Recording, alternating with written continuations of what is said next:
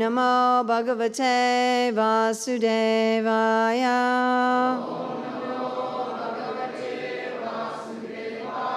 Om Namo Bhagavate Vasudevaya.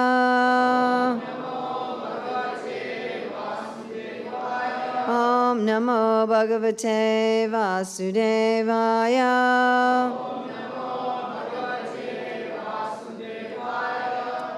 It's February 14th, 2015 in Melbourne, and we're reading from Srimad Bhagavatam, Canto 3, Chapter 7, Further Inquiries by Vidura, Text 10.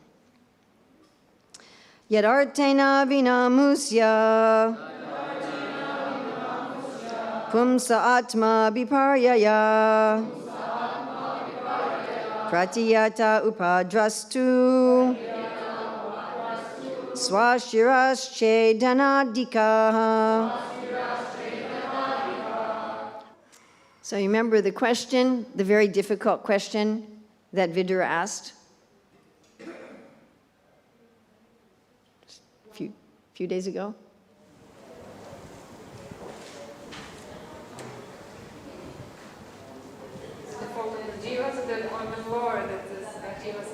Yes, is it the fault of the jiva or the Lord that the jiva is suffering? The Lord is transcendental, the jiva is transcendental, why is there suffering? So yesterday, Maitreya answered in regard to?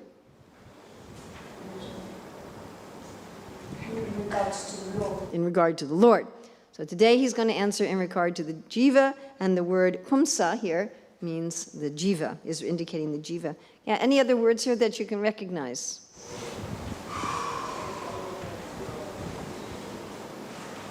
Shira, head. Shira is head, and swa means your own head. So swa shira is your own head. Okay, any other words here? Atma, which means the self. Any others? Chetana means stress. Chetana, okay, what does chetana mean? Cutting. Good. Artha, everybody should know what artha means. What does artha mean? No. Distress. No. Purpose. Yes. What do we use? We commonly use the word artha for? Yes. What? Dharma, artha, kama, moksha. And what does artha in that sense mean? What does Prabhupada usually translate artha as in dharma, artha, kama, moksha? Economic development. And economic, is that what you said? Economic development. Something good, something valuable. Okay? And then we have vina. What does vina mean? Not the vina you play.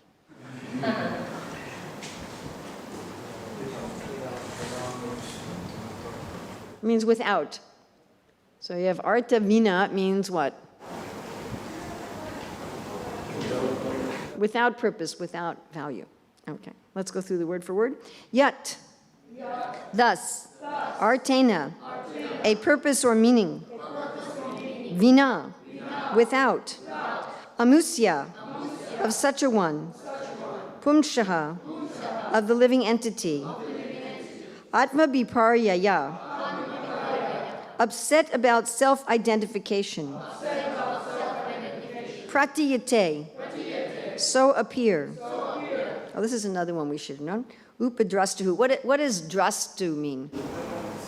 To see. Okay. Upadrastuhu. Of the superficial onlooker.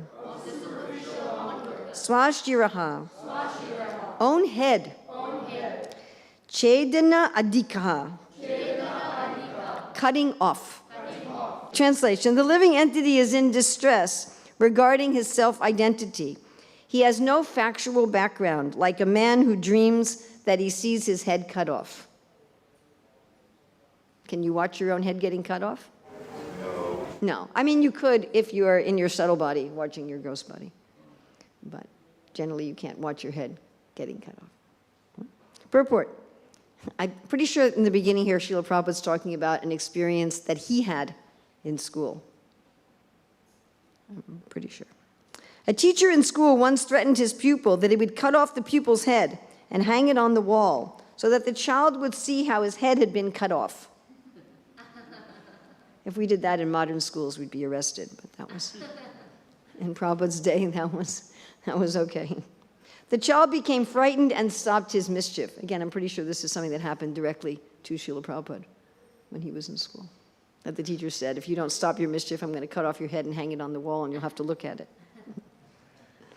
Similarly, the miseries of the pure soul and the disruption of his self-identification are managed by the external energy of the Lord, which controls those mischievous living entities who want to go against the will of the Lord. So the external energy is controlling the rebellious living entities by making it appear that their heads are being cut off and threatening them. Your head's going to be cut off. And you'll watch it. And you'll be able to see your head on the wall. We'll hang it on the wall for you to see. You go, okay, I'll behave.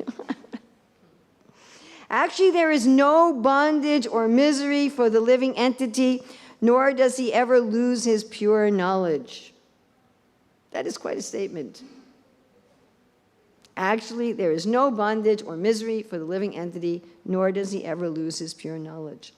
In his pure consciousness, when he thinks a little seriously about his position, he can understand that he is eternally subordinate to the mercy of the Supreme, and that his attempt to become one with the Supreme Lord is a false illusion. Life after life, the living entity falsely tries to lord it over material nature and become the lord of the material world, but there is no tangible result. Do we have any tangible result? Anybody here become the lord of the material world? At last, when frustrated, he gives up his material activities and tries to become one with the Lord and speculate with much jugglery of words, but without success. These activities are performed under the dictation of the illusory energy. The experience is compared to the experience of one having his head cut off in a dream. The man whose head has been cut off also sees that his head has been cut off. If a person's head is severed, he loses his power to see. Therefore, if a man sees that his head has been cut off, it means he thinks like that in hallucination. Similarly, a living entity is eternally subordinate to the Supreme Lord, and he has this knowledge with him. But artificially, he thinks that he is God himself, and that although he is God, he has lost his knowledge due to Maya. So this is one theory that explains how the suffering is not real. We're saying that's not what the Bhagavatam means. The Bhagavatam doesn't mean that conception. We'll talk about that a little later. This conception has no meaning, just as there is no meaning to seeing one's head being cut off. This is the process by which knowledge is covered. And because this artificial, rebellious condition of the living entity gives him all troubles, it is to be understood that he should take to his normal life as a devotee of the Lord and be relieved from the misconception of being God. The so-called liberation of thinking oneself God is that last reaction of avidya by which the living entity is entrapped. The conclusion is that a living entity deprived of eternal transcendental service to the Lord becomes illusioned in so many ways. Now, this is the sad reality. Okay, I'm not going to be a servant of the Lord. I'm going to try to become God. And then Prabhupada says, even in his conditional life, he is the eternal servant of the Lord. So now we don't become the Lord of Maya, and we're still Krishna's servant. His servitude under the spell of illusory Maya is also a manifestation of his eternal condition of service. Because he has rebelled against the service of the Lord, he is therefore put in the service of the Maya. He is still serving, but in a perverted manner. Are we all serving the material energy? Right? Material energy says sleep. How long can you stay awake? You ever tried that? You ever tried to purposely go without sleep for a long period of time? At a certain point, you just simply fall asleep. Right? It's so bad that people under the modes of nature, when the material energy says get angry, they get angry. Right? When he wants to get out of the service under material bondage, he next desires to become one with the Lord. This is another illusion. The best course, therefore, is to surrender unto the Lord and thus get rid of the illusory Maya for good, as confirmed in the Bhagavad Gita 7:14. Maya esha daivi esha gunamayi mama maya durache mam evaye prapadyante mayam etam tarantite. Yad artena vinamushya pumsa atma biparyaya pratiyata upadrastu swasiras chedanadika.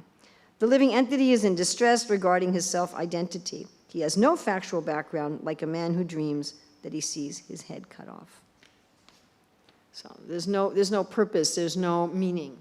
It's not really happening. When we want to explain why we're suffering, everybody here has some suffering? Who here has some suffering in their life? Oh, it's sad, huh? So if we want to try to explain, does it seem like we deserve it? Well, let's be honest. Does it feel like we deserve it? Yeah, yes? Oh, you're very honest. Most of us don't feel like we deserve it. We think, I'm really a good person, right? I've done so many good things in life, and now even I'm trying to be a devotee, and what's going on?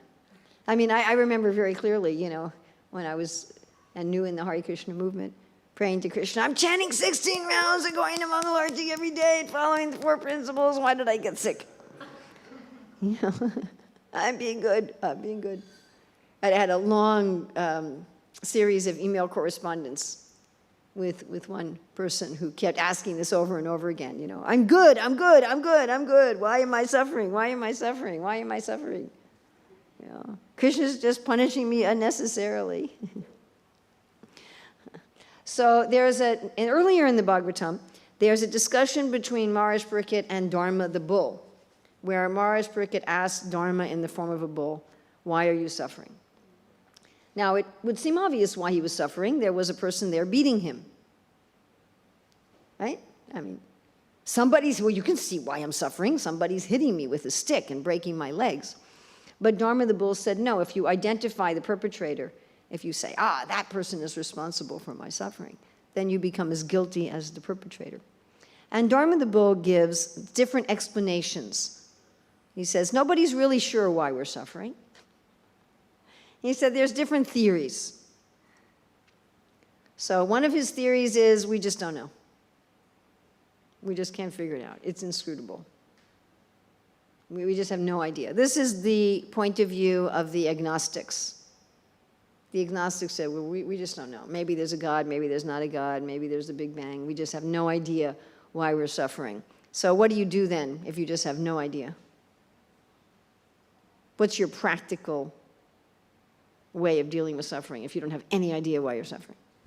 Face the suffering. Huh? Face the suffering. You just tolerate it.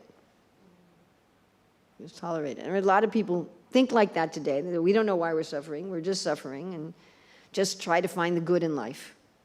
Focus on the good, don't focus on the bad, and just try to get through it. And but the suffering has no meaning. We have this artha vina here, that there's no meaning. So they say there's no meaning to it. It's just inscrutable. All right, then there's those who say our suffering is coming from the laws of nature which arise by chance. So what group of people are saying this today? Voidists. The voidists, yes, definitely. And who else? Materialists. What particular kind of materialists? Scientists. Atheists, yes. And what is their philosophy that they're propounding in the world today? That there's laws of material nature which have arisen by chance, and somehow these laws cause suffering. God is dead. God is dead, yeah, but come on, this is the main philosophy all over the world. Evolution. So they're saying that there's just somehow or other there's laws. We don't know where they came from. They're just there. There was one time there was nothing, and then poof, there was a chunk that just appeared in the nothing. I mean, that's our normal experience, right? That when you have nothing, all of a sudden chunks appear in it. So, there was this tiny, infinitely small, infinitely dense chunk, and for no particular reason, it exploded. And when it exploded, this is also our experience, right? Usually little bits and bobs in your room, they just randomly explode. And when this chunk exploded, it created laws. It somehow created laws. It created planets, and the planets had laws of gravity and laws of motion, and there were all these laws of physics and mathematics that we can study. And these laws cause suffering. Somehow the way it exploded and the way the first cell, got hit by electricity on this particular planet and started becoming alive, somehow in that was things like disease. Somehow when the one little bit of matter became alive and then gradually morphed over genetic mutations or whatever into giraffes and palm trees and marigolds and gorillas. And, you know, some of the things it morphed into were like viruses and bacterias and parasites, and because it just did. You know, it just did. And somehow this little chunk, that little thing that became alive also eventually died. And somehow it morphed into creatures with emotions, which are just this bothersome thing, that have feelings of sadness and grief and pain. You know, somehow it evolved into pain. We don't know why. So what's their way of dealing, the people who have this philosophy, which is a pretty depressing philosophy, by the way, what's their way of dealing with the miseries? How do they deal with the miseries? This is the society we live in. How do people try to deal with the miseries of life? Drugs. Drugs, okay, that's specific. What's the big category? We'll overcome it. No. With time we will overcome it. We will find a solution. We're going to overcome the laws of nature. So if everything's caused by the laws of nature, you're going to overcome miseries by understanding those laws and trying to overcome them. Does that make sense? They're just sort of random laws.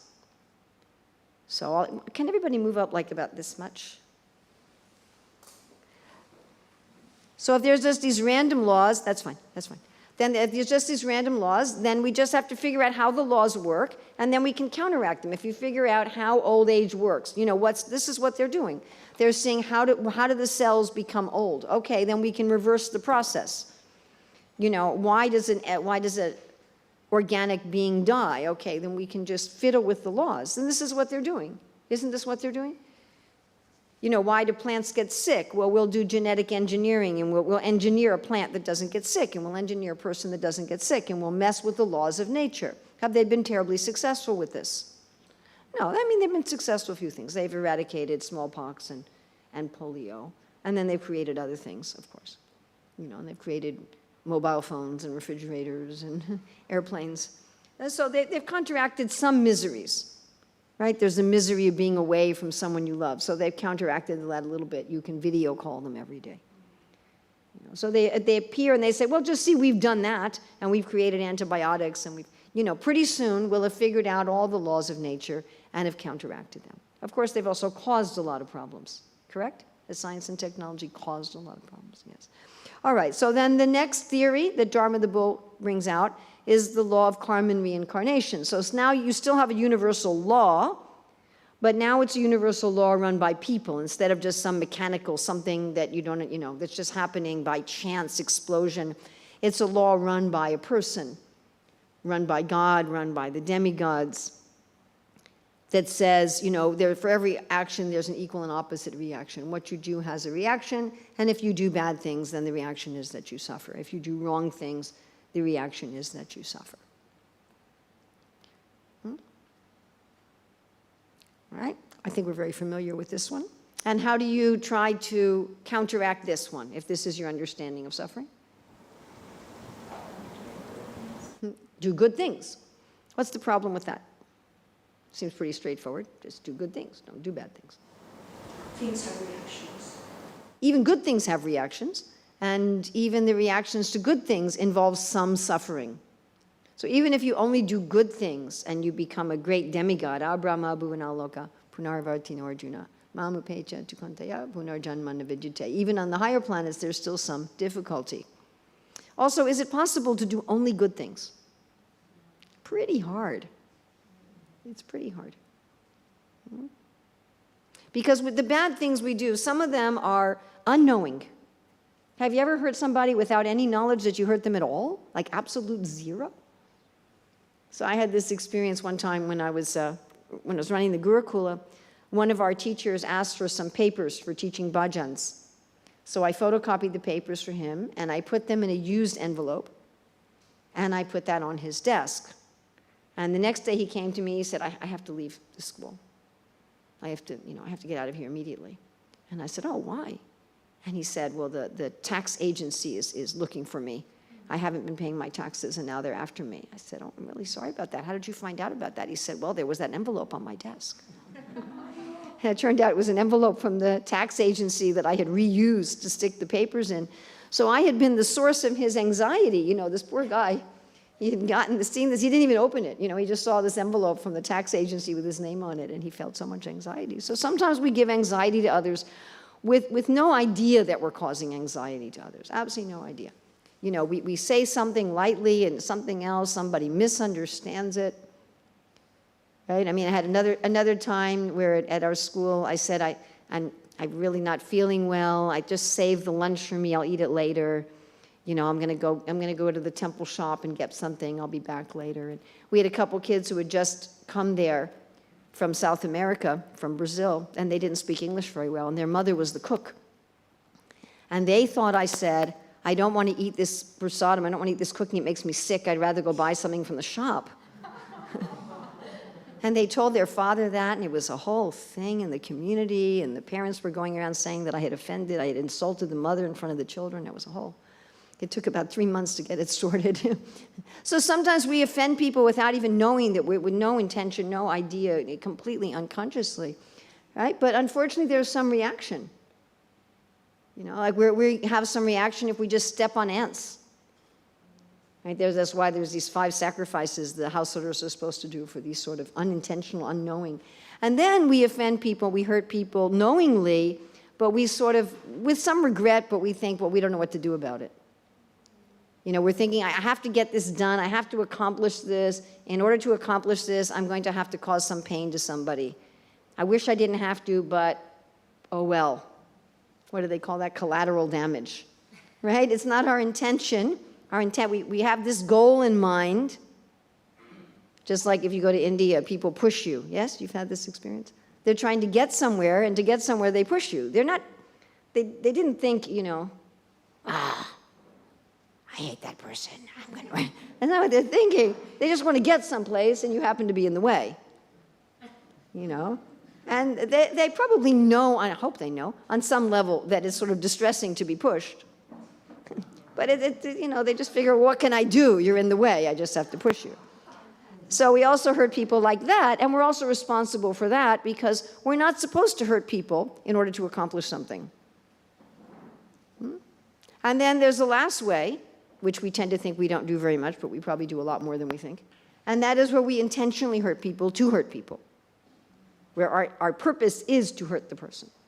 You know, this happens a lot in family arguments, where people intentionally, knowingly say something that will hurt the other person for the purpose of hurting the other person. You know, thinking that if I hurt the other person, it'll somehow motivate them to change. It'll motivate them to do what I want, and so forth and so on. And then, of course, this goes to all sorts of criminal activity. So therefore, it's very hard to just be good. It's very, very hard. We have some people who just leave society, and they live on a mountaintop, and they don't, you know, the Mahavir of the Jains. So he wandered naked, and he didn't interact with society at all, with this concept that I'm not going to do any bad thing. No matter what anybody did to him, he didn't respond. But that's pretty hard. And as I say, even if you do only good things, you still get another birth. All right? Then some people say the cause of our suffering is just the will of God.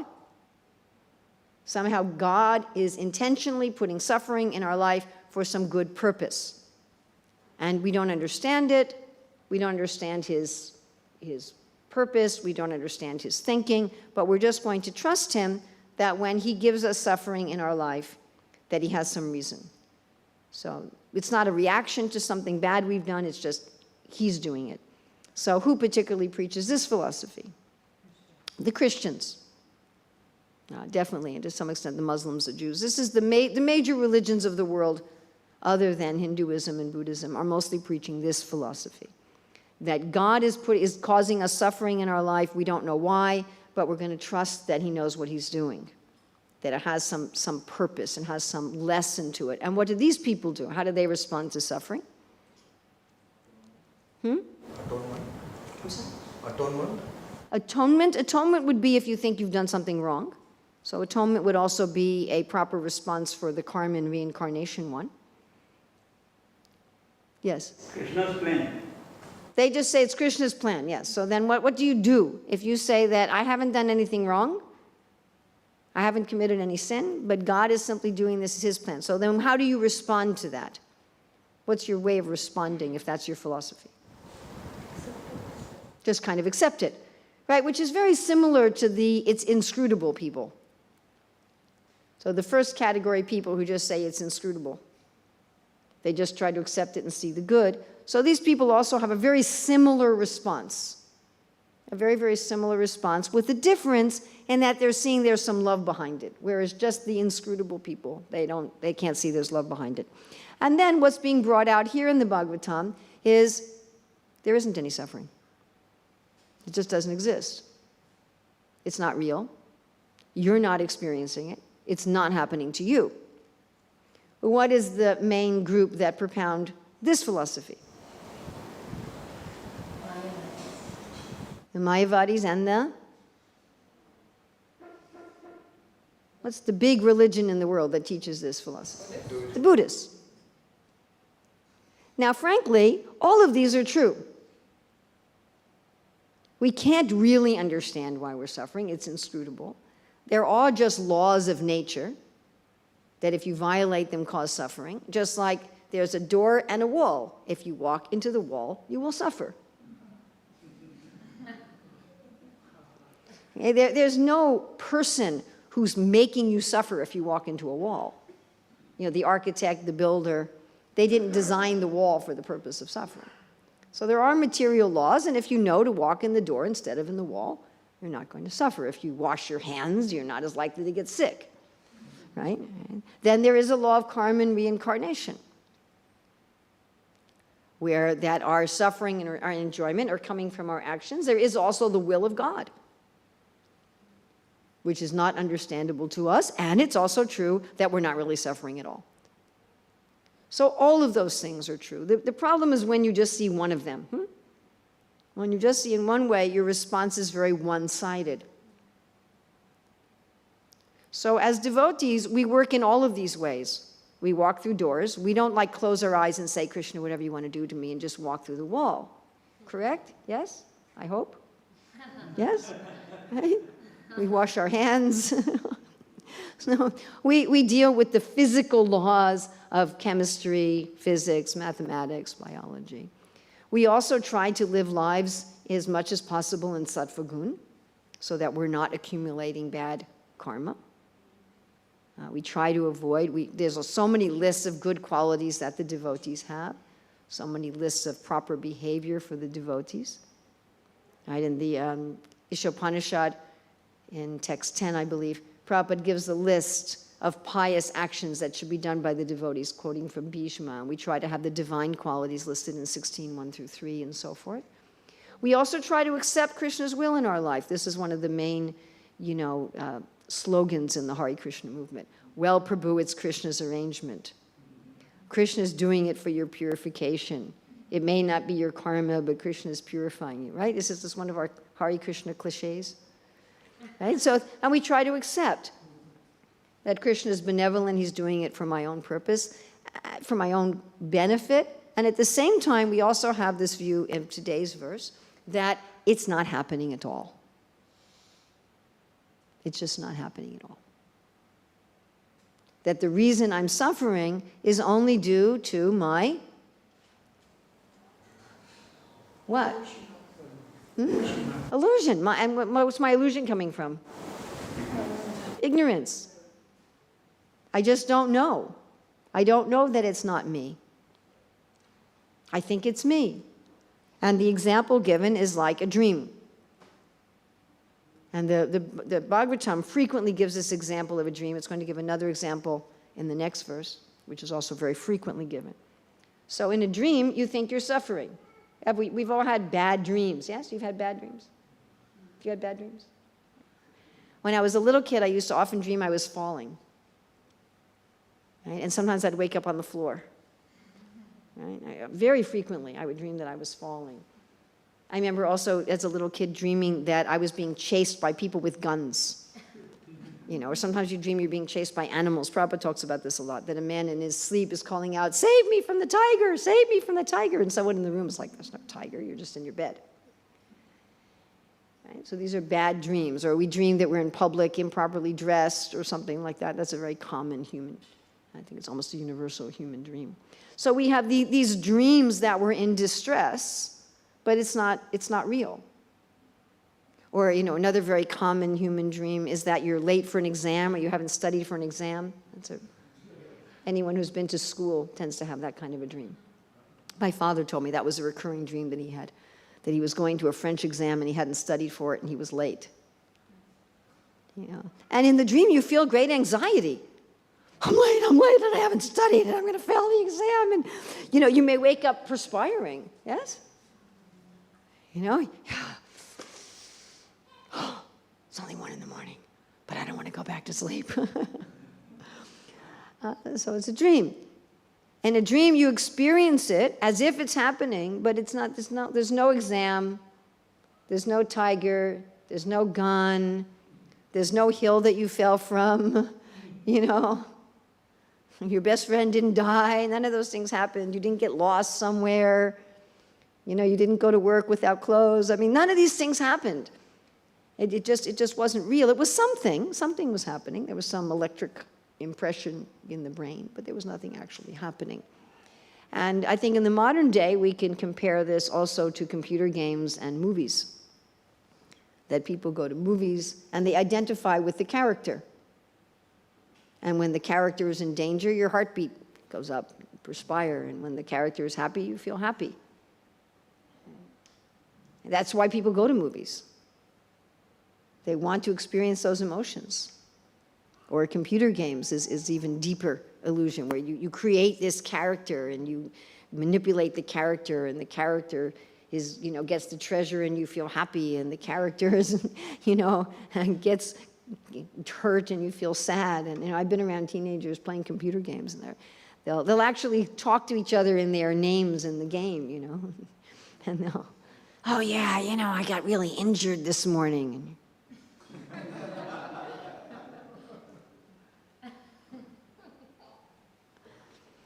Of course, Krishna's illusion is deeper than that.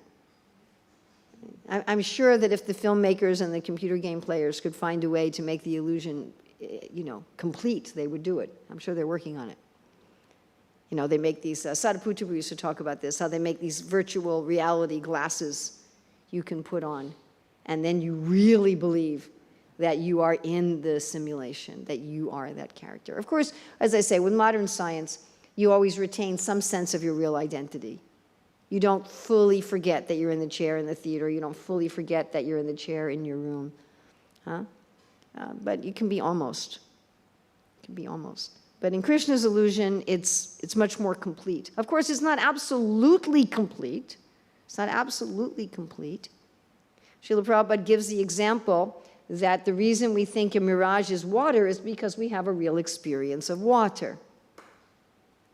So when you're doing things in an illusion, there's no satisfaction. That's like when you have a happy dream. Is it really satisfying? I give the example a lot. So one time on a fast day, I was fasting from food and water, and I took a little rest. And in my dream, I was eating a feast. But I was really thirsty, so I was drinking water also, and I had a big gallon jug of water, and I was pouring in my dream, cup after cup after cup after cup. And finally in my dream, I picked up the whole jug, and I was drinking it. And then, sometimes you have this happen in a dream, it's called lucid dreaming, where all of a sudden I thought, I must be dreaming. And I woke up. In the dream, it was like, well, why isn't the water satisfying me? You don't have a situation where you're drinking cup after cup after cup after cup after cup, and you're still overwhelmingly thirsty. Oh, it's a dream. It must be dream water. So this happens in our normal life also. If we buy into the modern society's idea that if I want to be happy, what do I have to do in modern society to be happy? I have to go to a good school. Must be a good school. I have to get a degree from a good school. Can't just be any school. I have to get a degree in some top field. I can't just get a degree in flower arranging. I have to get a degree in engineering or medicine or something like that. It has to be a very high prestige occupation. And then I have to find a very attractive spouse. I have to have a beautiful home. And I have to have some children, not too many. And they also have to be very attractive and healthy and intelligent, and they have to go to good schools. And they have to get very high status jobs. I have to be able to say, yes, my son is a lawyer, my daughter is a doctor, right? And then I have to have at least one flat screen TV, maybe two, you know. I have to have a Jaguar and a BMW in the garage. I probably have to get a dog. You know, so I do all of that, and then you look around and you say, is that all there is? Right? I'm sure we've all experienced that in this world, that we did something that we were promised would give us fulfillment. We were promised, you do this, it'll make you happy. And we did it. And maybe it was even nice. Maybe there was some pleasure in it, but still we'd say, that's it? Is that as good as it gets? That's like the best? Yes, everybody's had this experience? You know, go to this restaurant, they have the best food, so you go in there, eat there, and do you feel unlimitedly satisfied in all respects? You know, you get the best romantic partner or whatever. And then people say, oh, maybe I married the wrong person. Maybe that's the problem. You know? And nowadays, maybe I married the wrong gender person. That's the problem. You know, maybe I got the wrong house. Maybe I got the wrong breed of dog. Maybe I didn't go to the right school. You know? But whatever you do it, and then you say, that's it? Is that it? You know, it's like you work really, really, really, really, really, really, really, really, really, really hard, and you just this little drop. Kamala dala jala jeevana talamala. So that's an indicator to us that it's dream water. That you're drinking, and you're still thirsty. That you do all these things. This is why sometimes very wealthy, famous, beautiful, intelligent, powerful people commit suicide or take drugs. Why do they do that? They have everything that the society is saying, but it's all a dream. It's all a dream. It's kind of like taking a photograph. You take a photograph. Here you are with your beautiful family, meeting the prime minister or something, you know, at Disneyland, next to your car, like they show in the advertisements. You know, an advertisement for like a car, and you're in front of this mansion with your happy family and your dog in the car. And you look at it and say, see? See how happy I am? See? But you're not experiencing anything. Or your experience is very, very slight. Very, very slight. And then there's all these problems. Then you have to fix the plumbing in the car, in the house, and you have to fix the exhaust in the car, and you have to pay for the petrol and the insurance, and somebody scratches it, and you're, you know. So these are the little indications that what's happening is not real. It's real in the sense that it's happening. Like a dream is real, that something's happening. There's electrical impulses in the brain that can be measured. Something's happening. In the movies, something's happening. There's lights on a screen, lights flickering on the screen. Or you can say that at some time in the past, there were actors taking a role. So something was happening. Or a computer game, something's happening. There's electricity. There's metal and plastic. There's ones and zeros. It's something. But it's not what it appears to be. Therefore, it's Maya. So we don't say this world is false in the sense that it doesn't exist, but it's false in the sense that what's happening to us apparently is not happening to us. And of course, Krishna says this in the Bhagavad Gita. He says in 5:8-9, he said, apparently this, we're eating, sleeping, evacuating, sitting, standing. He said, but it's just the senses interacting with their objects, and the self is doing nothing. He says this again in chapter 13, text 30. He says the soul does nothing. And in chapter 3, text 27, he says, Ahankara vimudhatma kartaham iti manyate. Vimudhatma, you're a fool. If you think I'm doing anything in this world. And the first part of illusion is time, that by my action I cause a certain reaction. I am the doer. I am the doer. It's fine, as long as he's not screaming, it's fine. That may be me in 50 years. Be nice. So this is the reality. We are not doing anything in this world at all. We're only the what? We're only the observer. We're just the observer. It's exactly like a dream or a film.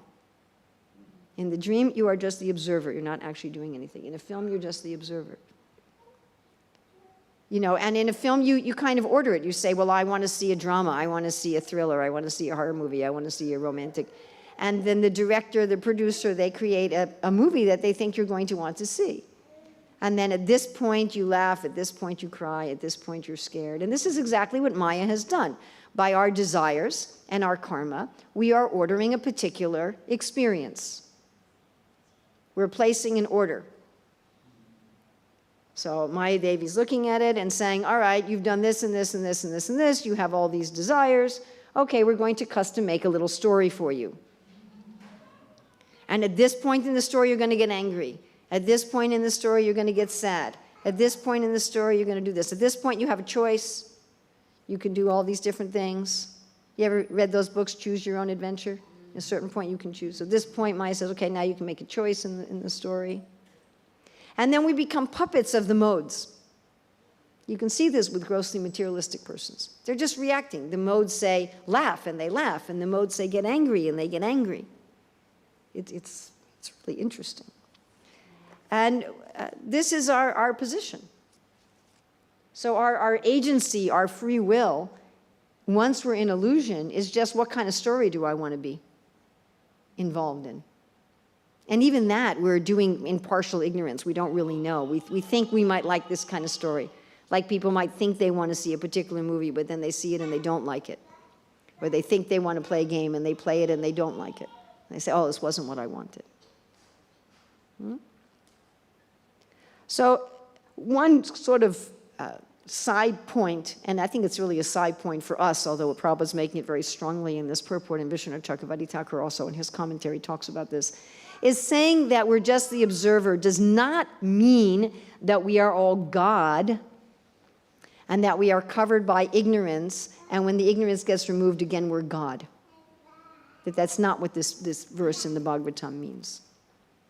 So that's not the solution. Because sometimes when people say, like the Buddhists and the Mayavadis, who also have this philosophy of suffering, that the suffering's not really happening, they say the solution is, well, actually, you're God, and you just have to remember that you're God. So no, what we really are is Jivara Swarupaya Krishnara Nityadasa. We really are a servant of God. And that's what we've forgotten, and that's the cure. And Prabhupada, very in a heavy way, I think, makes the point that you're still the servant of God. You haven't stopped being the servant of God. Even if we're imagining that I've become the Lord of everything, I've become the Lord of my room in the Brahmacharya ashram, or I become the Lord of a palace with 10 million wives and 3,000 servants, and whatever we think we're the Lord of, I become a Lord of a multinational corporation, that still we're servants. You know, you may be the Lord of a multinational corporation, and you may have, you know, all these people adoring you and praising you and people that just jump at your command, but you still need to use the bathroom. You know, when nature calls, you can't say, sorry, I'm not going. You still need to drink water, you still need to sleep, and you still are reacting even emotionally, correct? What materially conditioned soul can say, I'm not going to react emotionally when Maya says jump? That's like saying, I'm going to enjoy the movie, but I'm not going to react to the movie. Is that possible?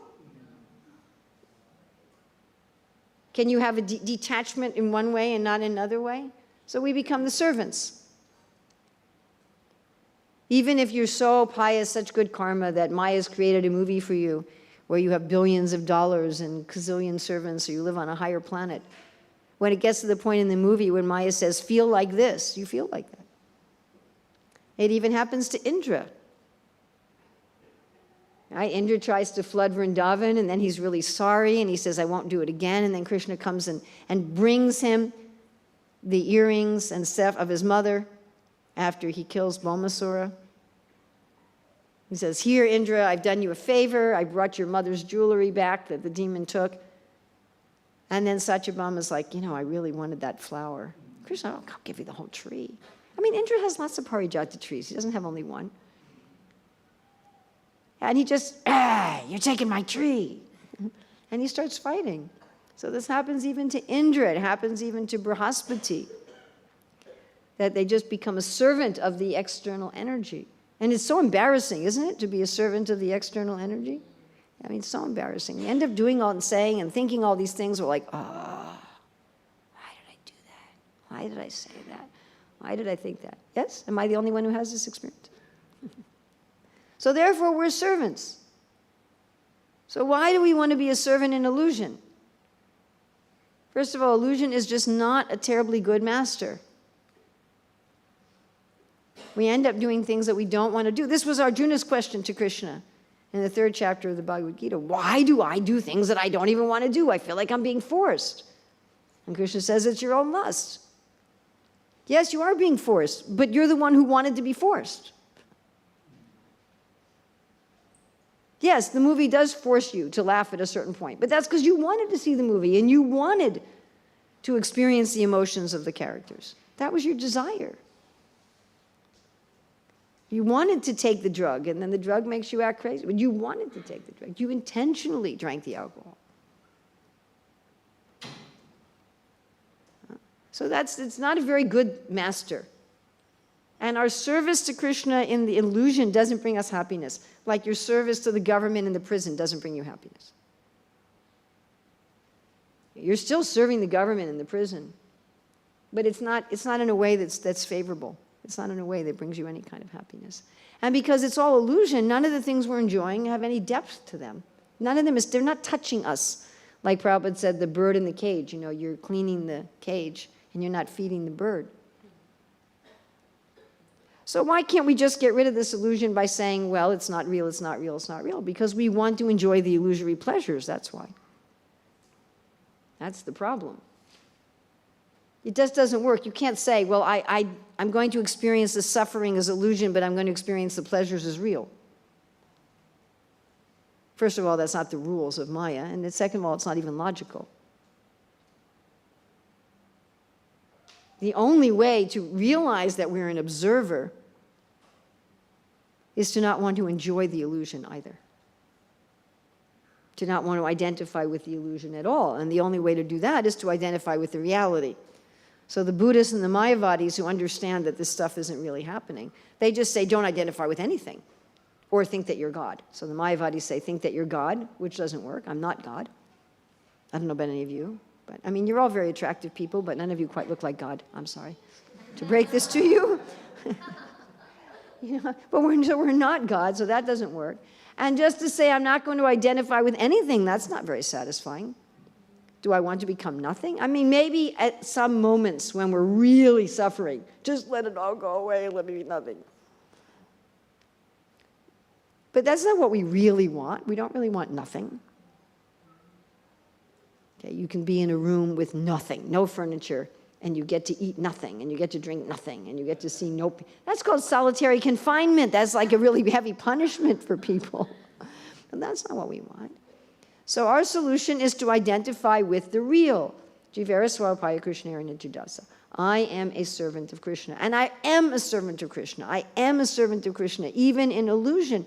Even the nastiest criminals are servants of Krishna. Even if you want to kill 100 people just for fun, Krishna will give you 100 people that deserve to be killed. So you're doing Krishna's business. I want to kill 100. I want to enjoy killing 100 people. Okay, well, here's 100 people that's what needs to happen. So you can go do my job for me, Krishna's saying. Even the criminals are serving Krishna. Even the atheists are serving. Everyone is serving Krishna. Even people preaching atheistic philosophy. That's what some people want to believe. I want to find some way to forget God. Okay. I want to preach that there's no God. Okay, preach it to that person. So everybody's doing Krishna's will.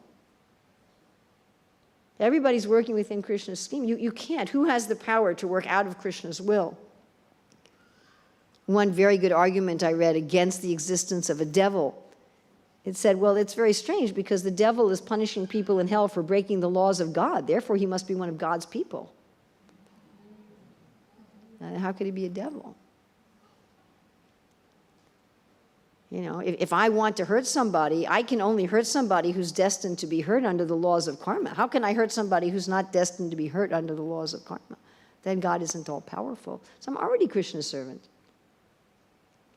Why not be his servant in a nice, friendly way? And why not experience in reality all this that I'm trying to enjoy in illusion? And one time we had some guests at our house and their teenage son was playing video games all day. He didn't even come to eat. So Krishna's saying, stop eating illusion food, come eat real food. He's not saying stop eating illusion food and fast. That's not what Krishna's saying. Krishna's not saying fast. No food, no water, no happiness. He's saying have the real thing. You know, and this kid didn't want to leave. I just need to finish the game. I just need to finish the game. I need to get this other thing. You know, and it's like, it's just a game. It's just ones and zeros. You're not getting any real treasure. Why don't you go, you know, make some real money? We have this Artha Bina. So Sri Chaitanya Mahaprabhu says a wonderful verse at the very end of the Chaitanya Charitamrita. He says, Prema Dana Bina Vyartha. So instead of Artha Bina, it's Bina Artha. So prema dana, what does dana mean? Wealth. Prema is love. The wealth of love. Prema dana bina vyarta. Without the wealth of love, vyarta. There's no purpose, there's no goal. Yes, useless. Useless. Daridra jivana. Daridra means what? Poor. Jiva means life. Jivana, the life. You have a poor life. This verse is saying your life is useless. It has no meaning. Prema dana bina vyarta daridra jivana. Without love of God, life is just useless. It's completely useless. There's no meaning to it. And just like there's no meaning to just dreaming. If you spent all your life just dreaming. Suppose you did. Suppose you had a life where all you did was just dream your whole life. Would that be useful? Would that life have any value? Would there be any value?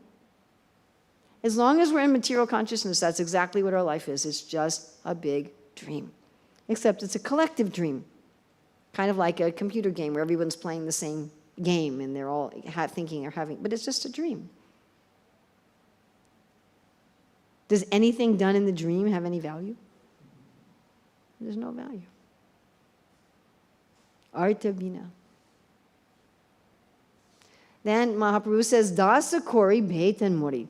Dasa Kori. Please, I've come for a job. I'm applying for a job. I want to be a servant. Bhetan Mori. Bhetan means? Wages, salary. Sometimes we have big arguments. So devotees get wages. But Mahaprabhu says, I want some wages. I've come for a job as a servant, and I want wages. Bhetan Mori. Deha Prema Dana. Please give me the wealth of love of God. That's the salary that I want.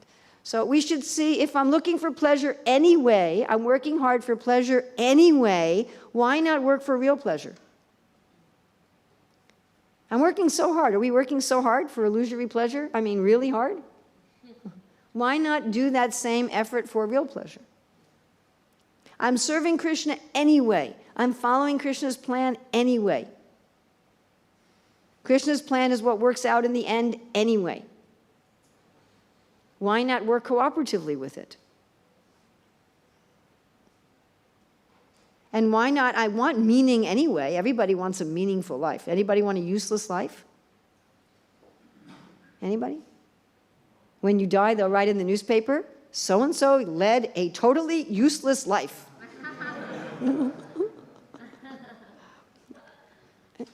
So we want meaning. We want to have value in our life. We want everything we do to have value. Why not have a life of value? And when we do that, then the suffering goes away. So this was a question asked the other day. Did you ask this? That the pure devotees also suffer? Are you the one who asked that question? No? It was someone in the back, and you were sitting in the back the other day. Don't the pure devotees also suffer? No, because all the suffering is an illusion. They don't suffer. All the suffering in this world is just an illusion, so they're not experiencing it as suffering. They're able to perceive that they're the observer and it's just an illusion, but nor are they trying to enjoy the world. What they're enjoying is being Krishna's servant, and they're enjoying falling in love with Krishna. So although this illusion is very difficult to overcome, Prabhupada ends this purport with just the Sanskrit, not even a translation, Devi esha gunamayi mama maya duratya. This illusion is very powerful. It's much more powerful than anything the scientists have come up with so far. It's really, really, really powerful. It's so powerful that it can go on life after life after life after life. But then, mayam eva ye prapadyante, mayam eta tarantite. Tara means to cross over. Taranti, to cross over. You can cross over it very easily. This illusion seems so powerful, like a big ocean. So we're right by the ocean. I'm sure everyone here has seen the Pacific Ocean. It's a big ocean. I mean, it's really a big ocean. Even just, going across the ditch to New Zealand is a big ocean. What to speak of if you were going to go, all the way to South America, or all the way to California, or even up to Fiji or something. It's a big ocean. And the whole material illusion seems like that. You're saying, oh, Urmila, you're just saying it's not real, but it seems so real to me. Oh, it's so hard. It's really hard. It's like this big ocean. But the demigods say there's a boat. And they say something magical happens when you go toward the boat. You don't even have to get in the boat. You just have to walk toward the boat. What's the magical thing that happens when you walk toward the boat? Come closer to you. Well, something changes in dimension. The ocean is reduced The ocean becomes reduced. To how small? to the footprint of a calf. Footprint of a calf. So we don't generally see too many calves running around in Melbourne, so maybe we don't relate to that. But you can say a big dog. So a big dog running on the sand and makes an impression. So how big is the footprint of a big dog? Maybe like this big? And when it rains, the footprint gets filled up with water. Do you have to take any notice to cross it? Do you have to pick up your clothes and they don't get wet? Do you have to do any effort to cross over the amount of water that's in the footprint made by a large dog? You don't even notice it. So we see this illusion is vast and insurmountable and just, but if we surrender to Krishna, it becomes nothing. And I think that all of us have experienced this with certain parts of the illusory energy. So I'm sure that all of us had things that we thought were insurmountable. We'd never be able to be detached from them. We'd never be able to give them up. When people first start coming to Krishna consciousness, the main thing they talk about is friends and relatives. What will I do with this friend or relative who's not a devotee and doesn't support me? How will I deal with this? And generally, after a few years in the movement, people don't even talk about that anymore. In fact, they even forget that it was a problem. It's become like the water in a calf's hoofprint, that it was this huge ocean, it's become nothing. And I'm sure there are many material attachments that for us were nothing to give up. I'm sure for any of us who used to eat meat, we don't drive past a McDonald's like, oh, I want it. It's nothing. We don't even notice. There's not even an awareness. Whereas other people may say, oh, how can you not eat meat? So difficult. I know people that go for years trying to be vegetarian. And I'm sure we can think of so many things in our Krishna conscious journey that seemed like insurmountable illusions and insurmountable attachments. We looked at them and said that, it's just not going to be possible for me to give that up. It's not going to be possible for me to go beyond it. And now we're so far beyond it, we don't even remember that we had it. We don't even remember that it was a problem. We get reminded when someone else comes to us with that problem and they say, I really have a problem with this. And we might think, oh yeah, I did too. Oh yeah. And sometimes we may even look at them and say, well, that's not a problem. This happens a lot, huh? You go to somebody with your problem and they say, that's not a problem. So these are little indicators from Krishna that the whole thing can become like that too. Not just little bits. not just some little bit, but everything can become like that, that it becomes so easy to cross that you don't even know you're crossing it. You're hardly even aware that you're crossing it, and you forget that you even had it. It becomes something, just some dim memory, like a dream. Exactly like a dream. You know, you have some dream that you have this problem and that problem and the other problem, and I forgot my clothes and I didn't study for my test, and then you wake up and you can't even remember. You're like, I had a bad dream. Or what was it about? I'm not sure. It wasn't a good dream. I didn't like it. So that is our Krishna conscious process. Thank you very much. Questions, comments, additions, subtractions? Yes, Prabhu. Thank you for the class. So, is the solution to suffering knowing that it's an illusion? It's a question inside my main question. Yes. Well, there's all of those things, because all of those points that Dharma the Bull brought up are real. So it's all those, but yes. So, I'm sure many people have had the experience where their spouse is complaining about a difficult day, and like they're suffering. And the solution, it's an illusion. But you don't want to just say that. Yes, if you go to somebody who's suffering and say, well, the real problem is your suffering is not even real.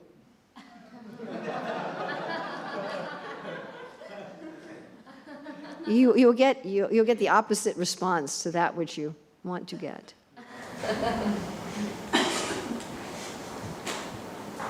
So I practice the austerity of listening. Well, what's really fascinating is that the main way to convince somebody of something is first to kind of agree with them and be with them. It's quite fascinating.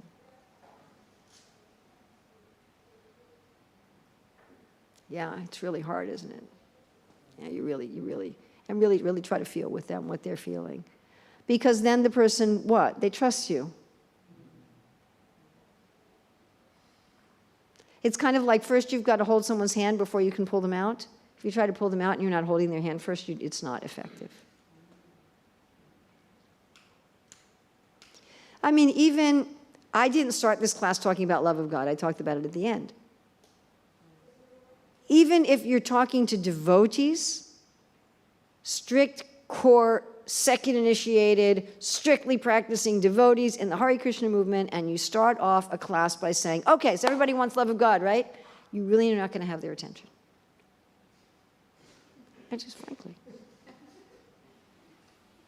Because that's not what people are thinking about generally. There's some, but generally, no. People are thinking about, what am I going to do with this other person in the ashram who's driving me crazy?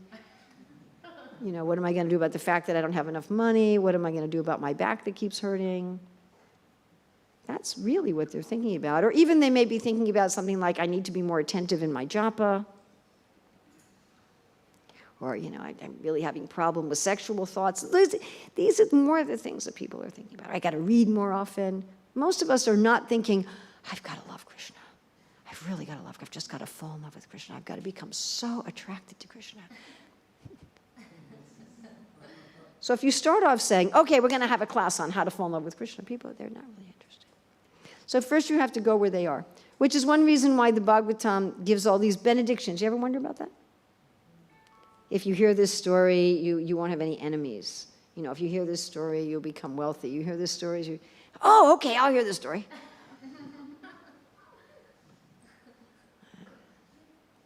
So Prabhupada often will say, we are really suffering in the material world.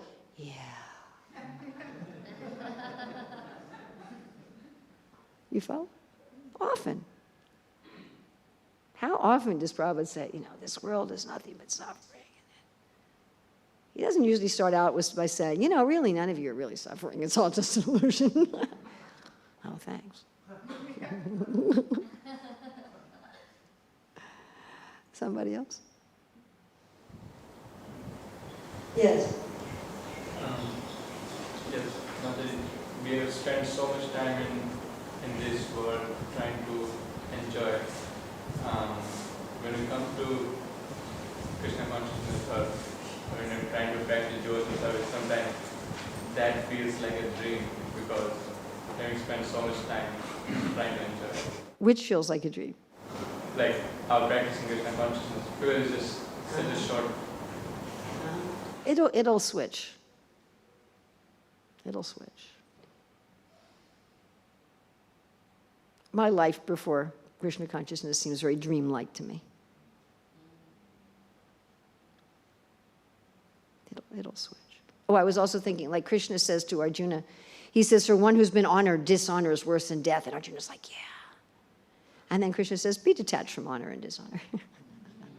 He doesn't say that first. Get absorbed in the reality of Krishna consciousness. Don't be absorbed in Krishna consciousness superficially. Be absorbed in Krishna consciousness in a deep way. I mean, really try to get attached to Krishna. To Krishna. Or depending on your personal taste, to Gauranga Mahaprabhu, or to Jagannath, or to Nrsingadev, or that's as you are personally attracted. Try to become absorbed. Yes? For the wonderful class. My question is, what is the purpose of Krishna in proposing the formula of Nishkam Karma Yoga, understanding the nature of this world, and in contrast to then later on offering devotional service, the path of devotional service, which has substance? Okay, well, the first thing I'm going to say is, you may not like this, there's nothing in any commentary of Prabhupada the Acharya that talks about Nishkam Karma Yoga. Karma Yoga is Nishkam Karma. So Karma Yoga and Nishkam Karma are the same thing. If you're doing Sakam, then it's Karma Kanda, and if you're doing Nishkam, then it's Karma Yoga. It's Karma Pala Tyaga. You're doing karma for the sake of, with giving up the fruits. So why does Krishna recommend any other process besides Bhakti Yoga, I think is your main question. Why does Krishna talk about Karma Yoga, Gyan Yoga, and Dhyan Yoga? Why doesn't he just talk about Bhakti Yoga? Well, that's also like asking, why are there different religions on the planet? And why are there different external processes in different yugas? I mean, in the Bhagavatam it says in Satya Yuga the mantra was Omkara, not Hare Krishna. The process was meditation. There was no Varnashram, there was only Hamsa. The Supreme Lord was Narayana. So why are there different processes? Because we're different, we're individuals. Some people are just not going to do direct Bhakti Yoga. It doesn't matter how much you tell them they should do it, they're just not. It's not what they're inclined to do. Karma Yoga will work, Jnana Yoga will work, Jnana Yoga will work. They're bona fide processes, they're given by the Lord, they're in the Shastra. They're not likely to work so well in the Kali Yuga. You know, you're not very likely to be successful with them. But some people, some people. I've met some people who are expert in Jnana Yoga, for example. So there are some, but our advice is in the Kali Yuga, Harinama, Harinama, Harinama, Eva Kevalam, Kalo Nasteva, Nasteva, Nasteva, Gatirandita. But they're bona fide processes.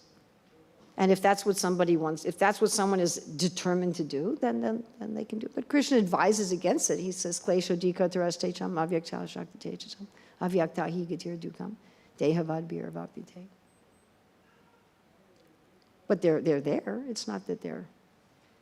It's just like your GPS may offer you more than one route. It may say, you know, this is the shortest route, this is the scenic route. Yes? And different people have different needs and different inclinations at different times. Some people are only going to accept, what to speak of Karma Yoga, some people are only going to accept Karma Kanda. Most of the religions on this planet are just teaching Karma Kanda. They're not even teaching Karma Yoga. Little bit. Most religious systems on the planet today are teaching Rajagun, which is Karma Kanda, with a little bit of Sattva Gun, maybe. But most religions on the planet today are teaching, be a good person, be a good citizen, take nice care of your family, pay your taxes, worship God, and enjoy the world by the grace of God. That is straight on Rajagun and Karmakanda. And be forgiving and kind and loving, and so that God will bestow his mercy on you and you'll become, happy in the world. And some of them preach, be forgiving and kind and loving so you'll feel equal, balanced, and happy within, and you'll get liberated and you'll get salvation. That's Sattva Gun. But some people won't do more than that. Have you ever tried preaching to people really in Sattva Gun and they're just not interested in bhakti? A lot of the people in the yoga movement are like that. We're forgiving. We're equibalanced. We're kind.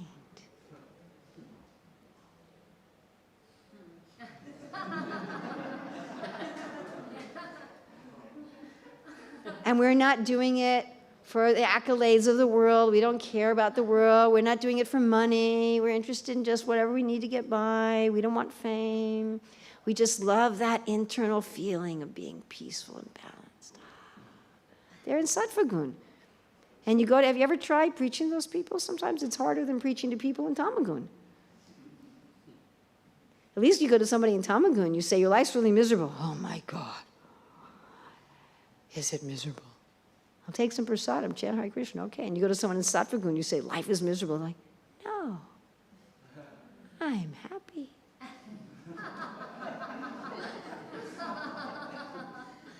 I'm equipoised. That's what they want. What can you do? And then you say, okay. Then you do jnana yoga.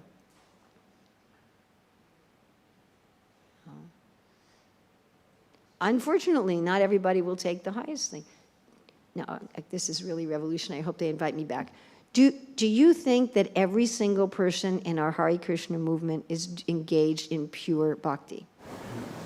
No. It's an individual thing. Do you think that every single person in our Hare Krishna movement is engaged in pure bhakti? Do you think even all of our initiated devotees are engaged in pure bhakti? We have a lot of karma mishra bhakti and gyan mishra bhakti and dhyan mishra bhakti going on.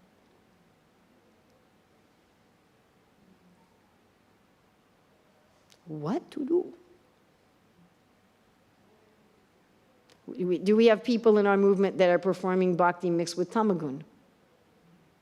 Oh yeah, I've met some of them. I've been there too, myself. Do we have people doing bhakti mixed with rajagun and with sattvagun? Sure we do.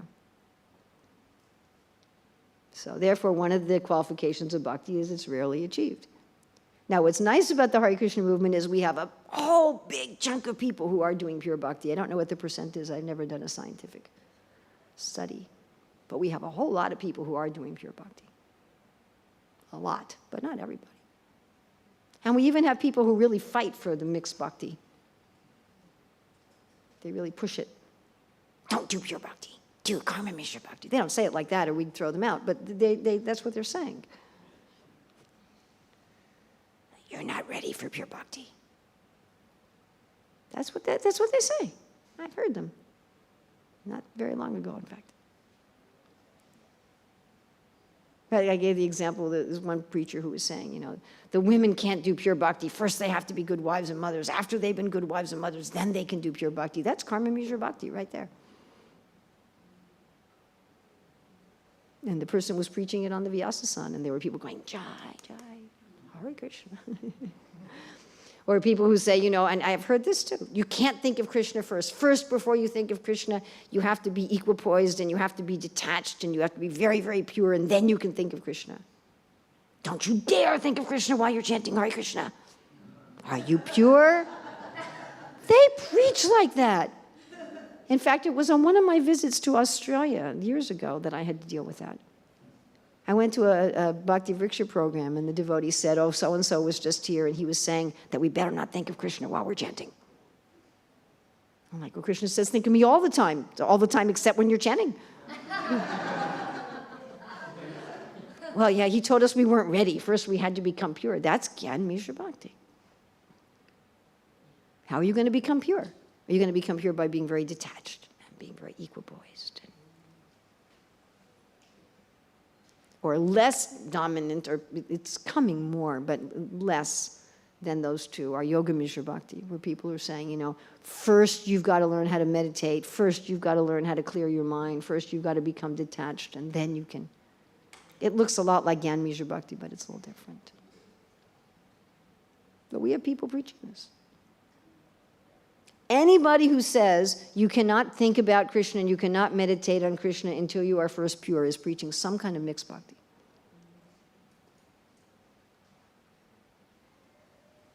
Or people who really focus on that the process of purification is varnashram. Varnashram is not our process of purification. It's something that we use in Krishna's service. It's like this microphone is not our process of purification. We're using it in Krishna's service. Or anyone who says that detachment and equanimity is our process of purification. They're preaching Gyan Mishra Bhakti. So if that's true even within our own movement of Mahaprabhu and Srila Prabhupada, who are undoubtedly preaching pure bhakti, then what more within the world in general? Is there a need for that? You know, to the world in general, not everybody's going to take up. You're just not. So, okay, do this. But put some bhakti in it. You know, somehow. Don't just do karma kanda. At least do karma mishra bhakti. At least do Gyan Mishra Bhakti. At least do yoga mishra bhakti. Get some bhakti in there somehow or other. Because what? Swalpya, that little bhakti. Little. Just call your kid Narayana, you know. Just, Prabhupada said, tell the alcoholic that Krishna's a taste of your wine. He said, and someday he'll become a saintly person. So put Krishna in there somewhere, somehow. You know, get bhakti in there a little tiny bit. And eventually it will be there. So that's the Shastras are like that. Okay, you want to do this? You want to do add bhakti? You want to do this? You want the real thing? Okay, pure bhakti. Is that all right? Thank you. Did you have something you wanted to say? Yeah. Sometimes we're told you have to come to the mode of goodness before you can even practice bhakti yourself. And then depending on how they're telling you, you have to go to the mode of goodness. So if they're telling you the way you get to the mode of goodness is through leading a pious life, then it's karma mishra bhakti. If they say the way you get to the mode of goodness is by detachment and being equipoised and so forth, then it's Gyan Mishra Bhakti. If they say the way you're going to get to the mode of goodness is by, you know, simplifying your life, living out in the country, doing meditation, then it's Gyan Mishra Bhakti. So Narada Muni did not say to Magrari the hunter, first you have to come to the mode of goodness and then I'm going to give you bhakti. Haridas Thakur did not say to the prostitute, first you have to come to the mode of goodness and then I'll give you bhakti. They gave them bhakti immediately. Yes, we will go through the mode of goodness. We will get liberated first. But that will happen from bhakti. Yes, it is true. We will only be able to realize Krishna purely and actually see Krishna face to face when we are first liberated. But it's thinking of Krishna in our non-liberated state that gets us liberated. It's bhakti that will bring us to liberation. The other things will also bring you to liberation. They also work, but they're harder and slower and they're more troublesome. They will work. It's not that they won't work. In this age, maybe they won't work, but at least theoretically they'll work. But it's a harder... Prabhupada says nobody wants the easy thing. They don't want to touch their nose like this, Prabhupada says. He says they want to touch their nose like this. And if you tell them, just chant Hare Krishna and think of Krishna, you'll become liberated, you'll become perfect. Oh, that's too easy. He said, but if you told them stand on your head and pull your ears and dangle your feet upside down and, you know, oh, that must be real. You know. Srila Prabhupada ki jai.